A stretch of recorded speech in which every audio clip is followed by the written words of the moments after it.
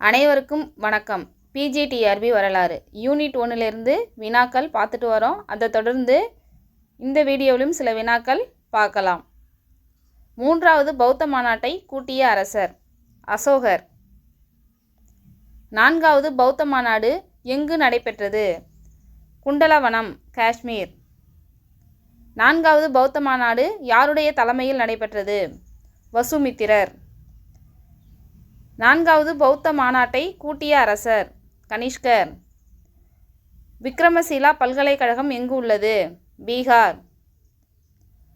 சூளாமணி வர்ம விகாரம் என்ற பௌத்த கோவிலை நாகப்பட்டினத்தில் கட்டியவர் மார விஜயோங்கத்து வர்மன். இவர் ஸ்ரீவிஜய அரசர். அஜந்தா சத்ருவுக்கும் புத்தருக்கும் இடையேயான சந்திப்பை குறிப்பிடும் பௌத்த நூல் சமணபல சுத்தா. புத்தரை ஆசிய ஜோதி என்றவர் எட்வின் அர்னால்ட். புத்தரின் வேறு பெயர் சாக்கிய முனி. புத்தர் ஆசிய ஜோதி மட்டுமின்றி உலகின் ஜோதி ஆவார் என்று கூறியவர் நிஸ் டேவிட்ஸ்.